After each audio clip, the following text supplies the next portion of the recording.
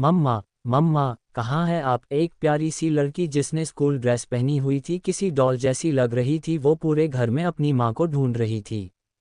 वो घर छोटा लेकिन सुंदर और अच्छे से मैनेज किया हुआ था। वो प्यारी बच्ची भागते हुए जाकर डाइनिंग टेबल पर बैठी मानसी से चिपक गई। मानसी ने एक सिंपल कॉटन की साड़ी पहनी हुई थी, जिसमें वो बहुत ज़्यादा एलिगेंट और समझदार लग रही थी। उसने अपने बालों का जुड़ा बनाया हुआ था और उसके चेहरे पर प्यारी सी स्माइल थी। मानसी ने जब अपने में एक प्यारी सी लड़की की लिपटे हुए देखा तो उसने उसका सर सहलाते हुए कहा, सोफिया, आज क्या बहाना बनाया है तुमने स्कूल न जाने का? उस प्यारी सी बच्ची ने अपना प्यारा सा मुंह बनाया और मानसी की साड़ी का पल्लू पकड़कर कहा, मम्मा, आज हम कहीं बाहर जा सकते हैं। जब से हम यहाँ मुंबई आए हैं आप हमें कहीं घुमाने ही नहीं लेकर गए। नहीं, मानसी ने बड़ी ना में अपना सर हिलाया। उसकी बात सुनकर के सोफिया ने अपना चेहरा नीचे कर लिया। उसको गुस्सा करते हुए देखकर मानसी ने सोफिया से प्यार से कहा, हम इस संडे को जरूर बाहर जाएंगे। ठीक है। उद्धरण चिन्ह। सोफिया ने अपनी गर्दन हाँ में हिला दी। तभी उसकी नज़र सोफे पर बैठे एक लड़के पर गई जो अपने हाथ में एक बुक लिए बैठा हुआ था। उसकी आंखें सख्त थी और उसका ध्यान सिर्फ बुक पर था। देखकर ऐसा लग रहा था जैसे वो छोटा 5 साल का बच्चा कोई बुजुर्ग हो जो अपने काम के प्रति बहुत ज़्यादा हो।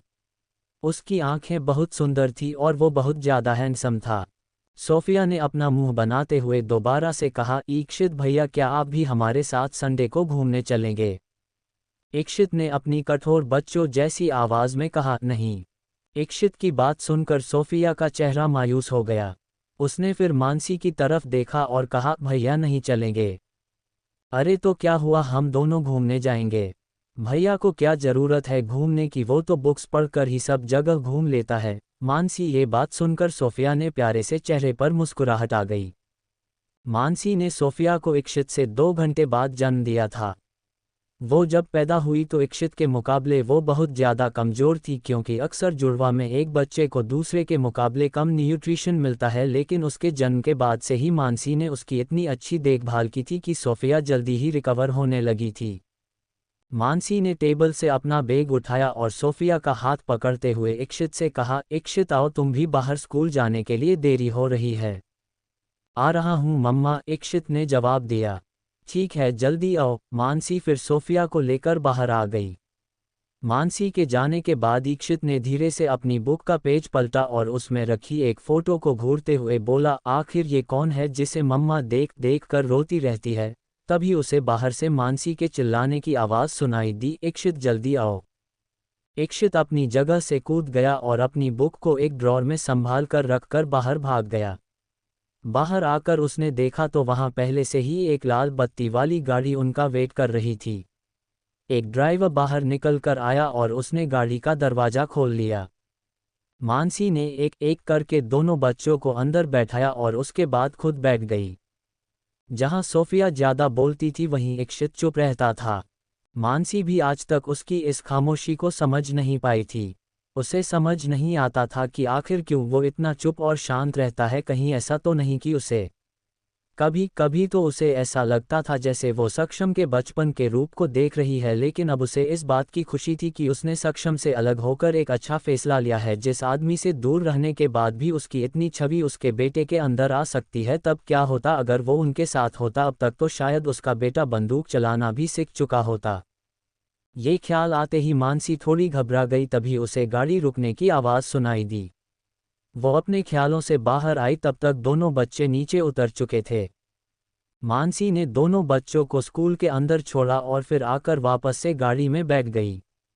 दूसरी तरफ सक्षम अपने ऑफिस में बैठा हुआ था।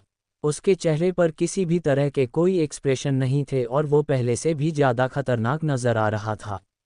उसके सामने कार्तिक खड़ा हुआ उसे कुछ रिपोर्ट कर रहा था। बॉस, मैडम पंजाब से मुंबई ट्रांसफ़र ले चुकी है और यहाँ सेटल भी हो चुकी है। उन्होंने दोनों बच्चों की एडमिशन भी स्कूल में करवा दी है। कार्तिक की बात सुनने के बाद सक्षम ने अपनी गर्दन उठाई और कहा, उसे किसी चीज़ की तकलीफ नहीं बॉस, अभी तक सब कुछ ठीक है, कार्तिक ने कहा तो सक्षम ने उसे वहां से जाने का इशारा किया। उसने आज तक अपने बच्चों को एक बार भी नहीं देखा था, यहाँ तक कि जब उसे उसके बच्चों की फ़ोटो देखने के लिए कहा भी गया उसने उस वक्त भी फ़ोटो देखने से मना कर दिया। उसे खुद भी नहीं पता था कि आखिर क्यों वो अपने ही बच्चों को क्यों नहीं देखना चाहता। सक्षम अपनी ही सोच में था कि कार्तिक ने दोबारा से कहा, बॉस क्या अब आप मानसी मैडम से मिलना चाहते हैं? अब तो वो मुंबई शिफ्ट हो गई है। सक्षम अपनी चेयर से उठा और बाहर जाते हुए बोला, फॉलो मी।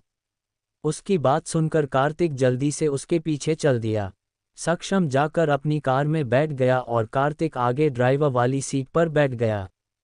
सक्षम ने ड्राइवर से कहा, कंचन बार चलो। ड्राइवर ने कार बार की दिशा में मोड़ ली और वहीं कार्तिक सक्षम की बात सुनकर हैरान था। वो थोड़ा परेशान हो गया। जब से मानसी। सुनिए कहानी के अगले भाग में मानसी सक्षम का आमना सामना।